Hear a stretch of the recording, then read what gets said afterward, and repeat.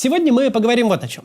Часто в оппозиции мы говорим термин «прекрасная Россия будущего» и имеем при этом в виду нашу страну где-то в будущем, когда власть в ней станет нормальной, и мы будем спокойно жить, занимаясь развитием нашей страны. Вот давайте обсудим, как эта Россия будущего могла бы выглядеть. Как может развиваться Россия после того, как проблема, засевшая в Кремле, будет решена? Перед нами есть два позитивных примера развития – условно-американский и условно-западноевропейский и скандинавский. Вариант, где государство от людей отстает и позволяет им преуспевать самостоятельно, и вариант, где государство о людях заботится. Для воплощения каждого из этих вариантов у России есть базовые преимущества и ресурсы. Вот давайте и обсудим эти варианты, а также как это может быть применимо у нас. Только перед тем, как начнем, небольшое личное сообщение. Все-таки это личный YouTube-канал.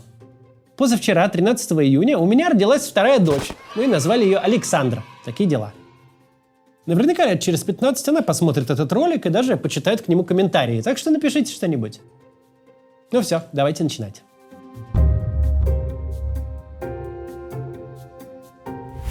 На протяжении всего существования новой России прослеживается железная закономерность, которая ни разу еще не нарушалась.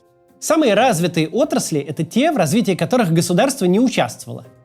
IT, мобильная связь, общепит, розничный ритейл и в целом сфера услуг от барбершопов до кальянных.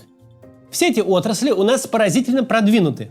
По доступности и скорости интернета, по качеству и разнообразию онлайн-сервисов, по уровню обслуживания в ресторанах и кафе Россия превосходит развитые страны до полной невозможности сравнивать. Те, кто пользовался Яндекс.Маркетом или Озоном, с трудом могут воспринимать интерфейс Амазона. Может показаться, будто это не сайт корпорации с капитализацией почти в $2 триллиона, а страничка провинциального автосервиса. Российскому государству никогда не был интересен потребительский рынок, а тем более сектор услуг. Серьезным государственным мужам вполне понятно, как добывать деньги из нефтяной скважины, из алюминиевого комбината, из строительства, из инфраструктуры. Отовсюду, где есть бесконечный финансовый поток, который остается только перенаправлять в правильные карманы. Отрасли же, где прибыль совершенно не гарантирована, а конкуренция высоченная, традиционно оставались частникам. И частники эти на ровном месте умудрились отстроить выдающиеся индустрии. Настолько устойчивые, что даже когда государство целенаправленно их разрушает, как в случае с российским интернетом, они все равно умудряются преуспевать. Нам неизвестно ни единого случая, когда усилия российского государства стали драйвером развития хоть в какой-то отрасли. Лучшее, что оно могло для отрасли сделать, ее не замечать и, как следствие, ей не гадить. Как-то вот так самые талантливые люди нашей страны спинным мозгом всегда чуяли, что таланты нужно проявлять, где государству это не очень интересно. Чуяли, что государство им не друг. И на то есть свои причины. Русский человек – стихийный либертарианец. Русский человек, и этому его поколениями учила наша история, государству не доверяет ни в чем. Прилагательное «государственный» в общественном сознании – признак чего-то некачественного, чего-то для бедных. Как только у человека появляются хоть какие-то деньги, он идет к частному дантисту, он договаривается об операции за наличные, а не по страховке. В России невероятно развита индустрия репетиторства, потому что никто не заблуждается насчет качества школьного образования. Все понимают, школа – просто место, куда нужно ходить. А если хочешь нормально выучить ребенка, нанимай домашних учителей, как аристократ 19 века.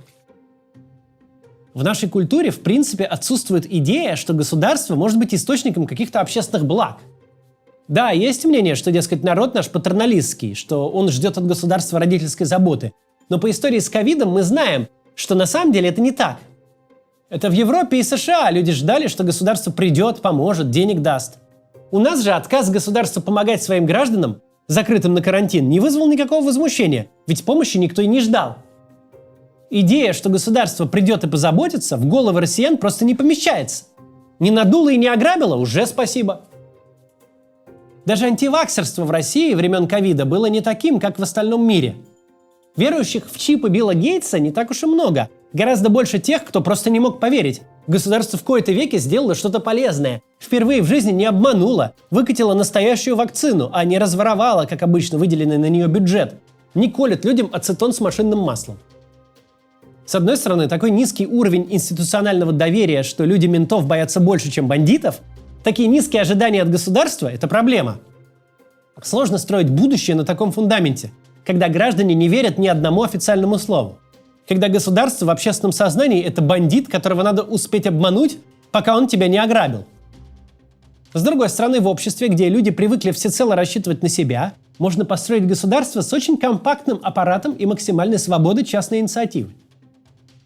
Государство с низкими налогами, простым регулированием, невысокой социальной нагрузкой. Государство, которое не слишком занято регулированием рабочих отношений, где многие услуги, такие как медицинская страховка, детские сады, даже высшее образование, существуют в частном секторе и за деньги. Подобное государство не гарантирует всем пенсию, на которую реально прожить. Пособие по безработице, если и существует, то чисто номинальное. Многие проблемы своей улицы, города, региона придется решать местными силами без опоры на федеральный бюджет. Но взамен государство отстает от граждан, позволяя им зарабатывать как умеют. Полностью уходит из бизнеса, не стоит у владельца киоска над душой с нормативами, инструкциями и регламентами. Это один из путей, куда можно развиваться. Условные грузинские реформы правительства Саакашвили и Бендукидзе на российской почве, типа государство продает все, кроме совести, оставляет себе лишь базовые функции, отменяет все регулирование, кроме жизненно необходимого, а гражданам предлагает за свой счет заботиться о здоровье и старости. Светлая сторона подобных реформ в том, что минимизация государства – путь к быстрому экономическому росту. Возвращаясь к началу, россияне уже доказали, главное им не мешать и не бить по рукам. В России уже существует железная зависимость между государственным вниманием к отрасли и ее успехом, и зависимость это обратная. Но есть у этого пути и темная сторона. Жить в такой системе может быть не слишком комфортно. У людей мало социальных гарантий. Они боятся потерять работу, потому что вместе с ней потеряют страховку. Нечем будет маленькому ребенку за детсад платить, а ребенку крупному за колледж.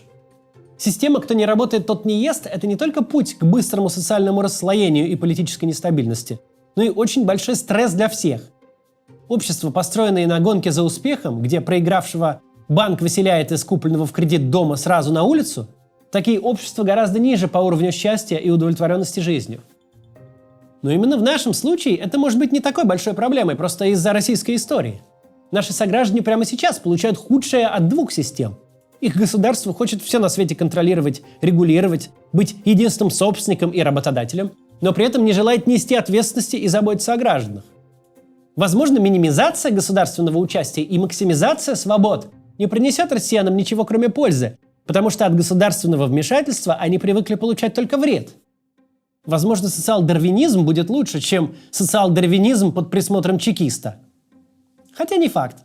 Поэтому посмотрим на другой путь.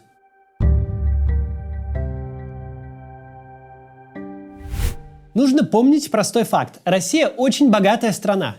Россия получает такие баснословные деньги за экспорт энергоносителей, что даже самозабвенный идиотизм Владимира Путина не обанкротил ее на 3-м году войны.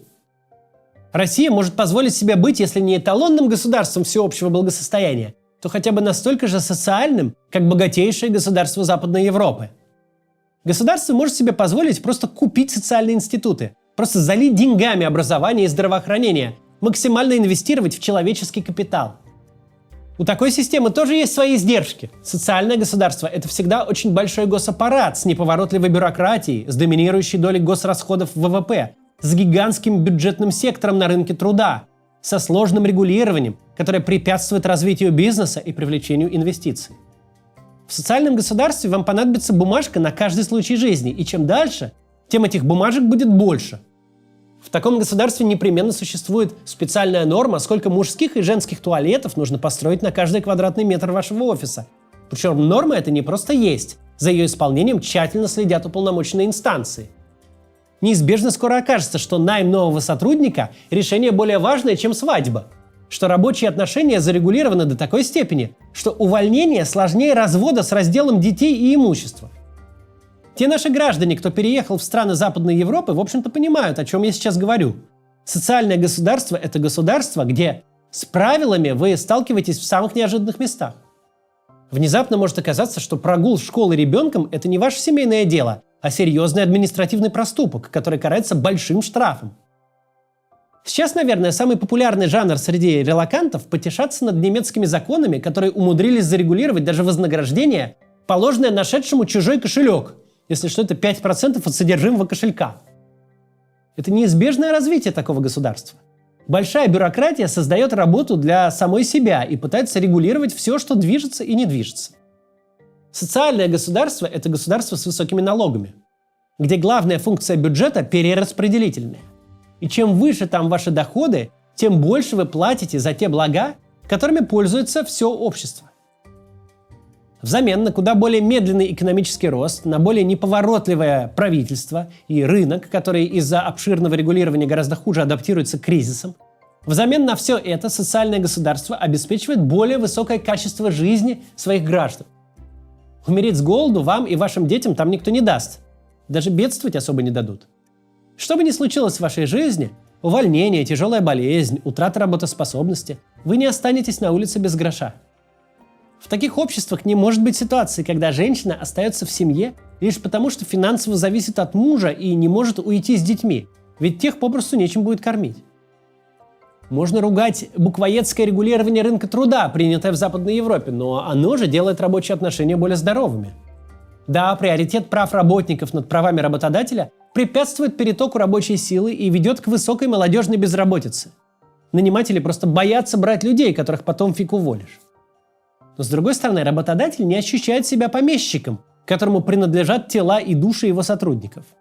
Люди знают, чем они должны заниматься и сколько, что входит в их оплату труда, за что их могут уволить, а за что не имеют права. В нормально устроенном социальном государстве западноевропейского и скандинавского типа государственный надзор и регулирование выглядят избыточным, но в конечном итоге направлены на благополучие человека. Чтобы люди могли комфортно жить, не добиваясь каких-то выдающихся успехов. Регулирование это сознательно жертвует успехом в пользу гарантий для граждан.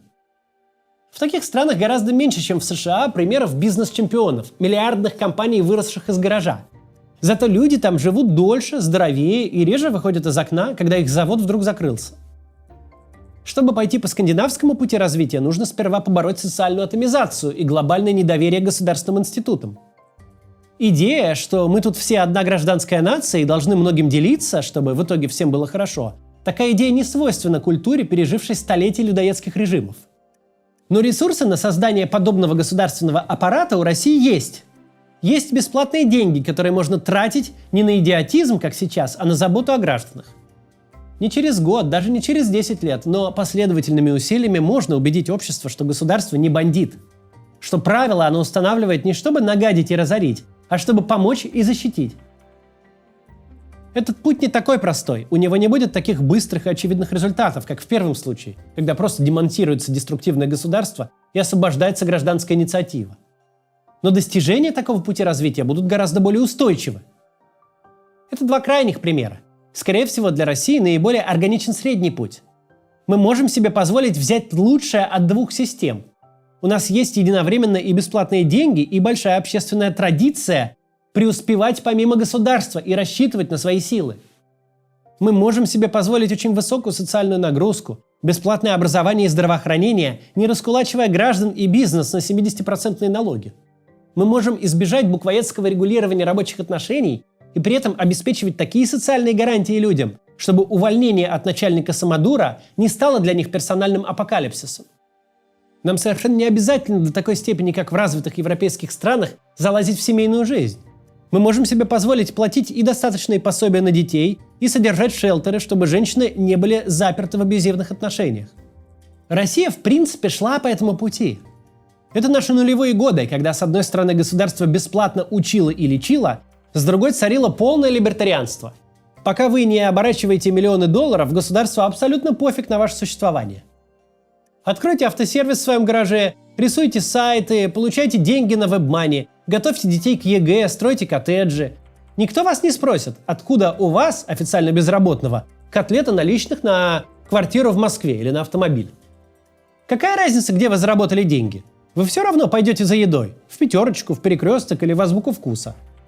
С них взять НДС за все ваши покупки одним платежом легко, быстро, приятно и выгодно. Бегать за мелочевкой, выискивать утаенные доходы – все это долго, дорого и производит больше визга, чем шерсти. Государство предпочитало брать с тех, кто ему соразмерен. С нефтянки, промышленности, банкинга, топ-100 крупнейших компаний. А что Вася Петров не заплатил 130 тысяч с миллиона за частный ремонт квартир, да дай бог ему не хворать, пусть себе оставит. Так жить, очень много людям давать, но очень мало с них требовать, практика не бесплатная, она очень дорогая. Мало кто может себе это позволить, но мы можем. И это одновременно и прекрасно, потому что по базовым показателям Россия обречена на успех, но и горько. Прекрасно, потому что очень легко преуспеть, когда ты обречен на успех. Любое правительство после Владимира Путина не должно оказаться какими-то великими реформаторами. Им достаточно перестать страдать херней, перестать тратить деньги и ресурсы во вред, и все само взлетит. А горько, потому что этого не происходит только потому, что один конкретный пожилой человек готов угробить кого угодно и страну в целом, лишь бы упасть с трона только вперед ногами. Россия обречена на успех, это факт. Прекрасная Россия будущего – это пружина, которую сжимают изо всех сил вредители. Она моментально раскроется, как только ее перестанут отчаянно удерживать. Это тоже факт. И тем обиднее, что мы вынуждены не жить в этой России прямо сейчас, находиться в противоестественном положении. Смотреть на Россию сейчас – это как наблюдать за человеком, который вот прям завтра может стать Нобелевским лауреатом, а вместо этого бьется головой об стену. Обидно, когда кто-то страдает херней, но когда херней страдает кто-то с совершенно выдающимся потенциалом, это просто катастрофа. До завтра.